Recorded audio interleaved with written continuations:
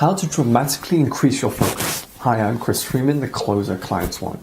And today I'm going to be answering your questions. So, how do you dramatically increase your focus? Well, before I get into my three main points, I just want to discuss or reveal very briefly the foundation that allows you to increase your focus 2 times, 5 times, 10 times, or even help you to focus when you're unable to focus at all. And what you need to learn is that focus is just being able to manage yourself better, to lower that stress level, because counter to popular belief is that the most successful people, they don't just tackle that stress, okay? Even if they are taking a lot of stress on by what they do. For example, Elon Musk trying to run SpaceX, rocket company, and Tesla, an electric car company, and he's trying to revitalize each industry itself. It's extremely stressful, but he's very good at managing all that stress because he's learned how to lower that stress to a point where he can manage it and work intensely on whatever it is that he's doing to achieve goals that most people aren't able to even accomplish, let alone within the time that he does. So that brings me to my first point is you need to stop multitasking. You need to stop doing A, B, C, and D all at once.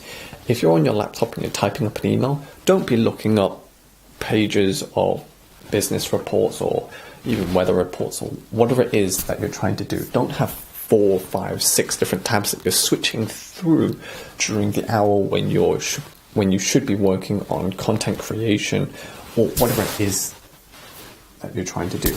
For example, a different way of multitasking would be that, let's say you're doing a YouTube video like me and you're trying to read off a script at the same time, you're looking at a laptop, you're trying to focus on so many different things.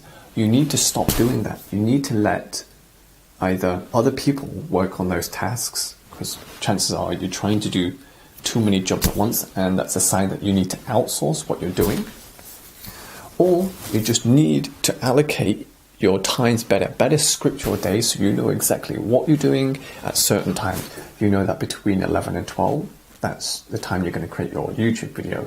You know that between 1 and 2, you're going to be focused on content creation. 2 to 3, lunch or late lunch. 3 to 4, working one-on-one with a client for that hour. Also, one thing that can help you to stop multitasking is that you can write down a list of all the times when you notice you're multitasking, or next time you are, just write down exactly what you're doing and just cross them off and be more aware. Because the first step to solving any problem is being aware of what it is and then formulating a plan and acting on that plan. Because if you multitask too often, then chances are that's what your mind and your body is going to be most familiar with. So always revert back to that multitasking state, because your multitasking muscle in your mind has grown exponentially. It's really big and it's your strongest muscle, and we tend to stick to our strengths. So stop multitasking, okay? Focus on tasks and don't be distracted by whatever else that needs to be done. And if you get distracted too often, then just take a break. Which leads me on to my next point, is that you need to better regulate your breaks. If you're having a break, if your breaks are too long between each other, maybe you take a break every 2 hours, 3 hours, 4 hours, then you're probably going to understand that your ability to concentrate is just fades or just drops down completely like a roller coaster. Because you're not giving yourself the chance to recharge your batteries. It's the same when you're on sales calls. If you try to do call after call after call, it's going to be incredibly difficult to not let the previous call, whether it was good or bad, affect the next one. You need some time to detach from that call and just be able to say, okay, I did this, it was great. I'm going to see if I can do that again in the next call, or actually I didn't do so well in that call.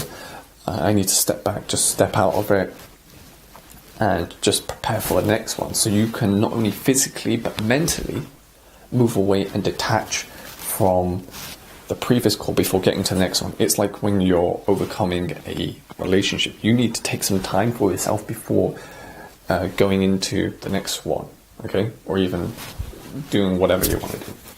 The third one is that you need to do a body check. Now, what do I mean by body check?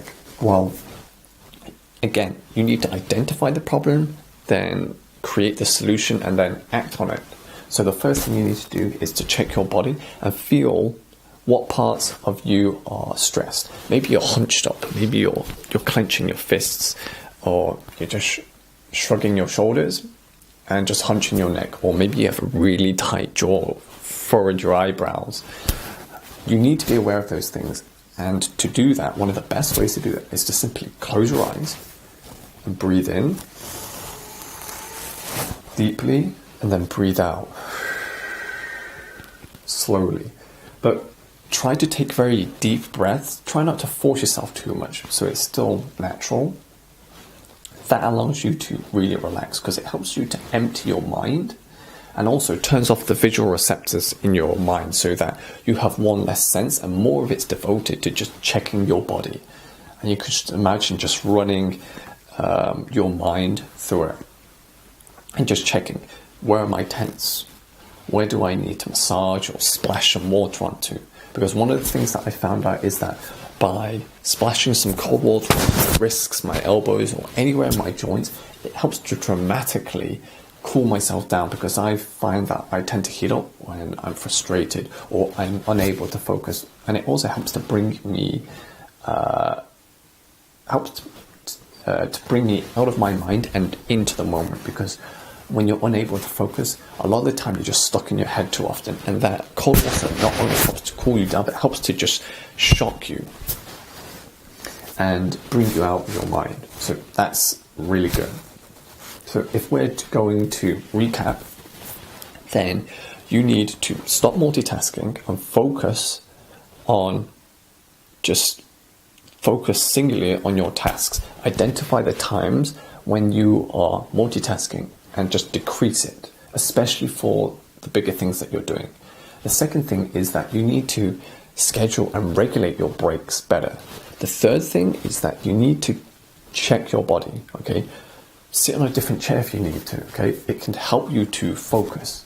One example is when I started doing YouTube videos, I was standing and I was consciously aware of not moving so much, or even being conscious of where my feet was and everything. Just so much going on in my mind that it would take me 2, 3, sometimes even 4 hours just to create one 10-minute YouTube video that I was happy with.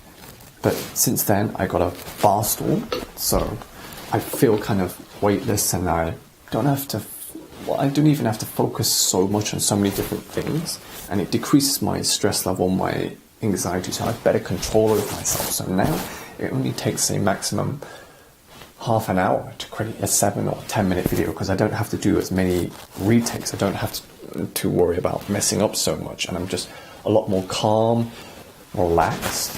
It just feels amazing. So that's it for this video. If you like this video, then simply like, subscribe, and comment down below, and just let me know what you think of this video, what other points you have to add, because I'm pretty sure there are other ways to dramatically increase your focus, but I'm just introduced in this video my top 3 ways of how I increase my focus dramatically. Anyway, thank you for watching again, and I look forward to seeing you in the next video.